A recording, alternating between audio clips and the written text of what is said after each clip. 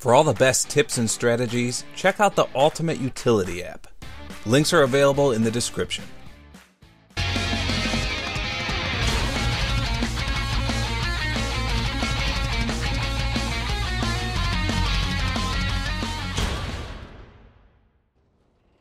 So first off, I just wanted to mention that my voice may not be up to par for this video. All three of my kids have the flu, and they've all been homesick for 3 days now. And unfortunately, it's finally caught up with me. Now, I don't have it as bad as them, but it does seem to be affecting my voice just a little. So hopefully this commentary is tolerable. With that said, this video is way too important for me to postpone. In fact, I haven't seen any of the bigger YouTubers report on this yet. So out of the blue tonight on Reddit, Infinity Ward posted patch notes for an upcoming patch. And can you believe that? Normally it takes a while for them to post patch notes in general when an update goes live. But this time, they put the notes out before the patch. So let me just make this perfectly clear. These changes are not live yet. They're not currently in the game. They will be soon though, just not yet. So this appears to be a huge weapon balance update with many fan favorite guns affected. Normally, I'd state my own opinions in a lengthy video, but since my voice is crapping out on me, I'll just read you guys the notes. So first of all, the new UDM pistol's epic variant, the Stalker, is already getting hit with a nerf. It used to be a one-shot kill in tactical team deathmatch. Now, however, it'll follow the same rule as other snipers. The patch notes specifically state that it was doing too much damage. So basically, you can kiss those one-shot tactical team deathmatch kills goodbye. Next, the Type 2 assault rifle is getting buffed, and specifically, it'll be receiving a slight increase to the fire rate and a decrease to ADS recoil. I already consider the Type 2 an incredible weapon, but this buff should make a marked improvement. It's not often you see an actual fire rate increase on a weapon. I, for one, can't wait to try this new and improved Type 2 out. Next, the Volk, surprisingly, is also receiving a buff. It'll receive an increase to its 3-shot kill range. And this sounds like a very nice addition to another weapon that was hit too hard early on with the Nerf bad. So for those of you who wrote off the Volk as worthless now, I would definitely give this another try. Infinity Ward must have been feeling generous, as the Titan LMG is going to be shown some love as well. It'll receive a slight increase to the fire rate and an increase to the 4-shot kill range. Just like the Type 2, this should do wonders for an underused yet undervalued weapon. Now unfortunately, or I guess fortunately, depending on how you look at it, two of the most widely used weapons in Infinite Warfare are getting cold-cocked into oblivion with Lucille, the Nerf bad. The KBAR assault rifle will receive a slightly decreased 4-shot kill range.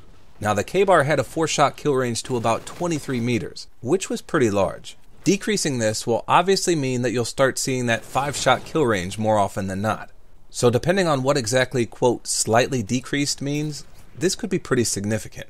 Now we all knew the day would come when the NV4 would get hit with a nerf, and it looks like today's the day. Well, when the patch goes live, that is. They'll be adding slightly increased ADS recoil.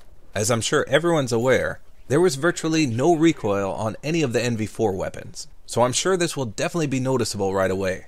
And for those of you that didn't bother running the foregrip attachment before this, simply adding this should potentially override this nerf, but we'll have to see how it plays out. Next up, 3 sniper rifles had some fine-tuning in a positive manner. The Widowmaker will be receiving a reduced delay between bullets within the burst. I'm not very familiar with the Widowmaker, but this is definitely a buff. For those of you that do use this sniper frequently, you'll have to let me know how it feels when this goes live. Next, the DMR will receive a slight decrease to the ADS time.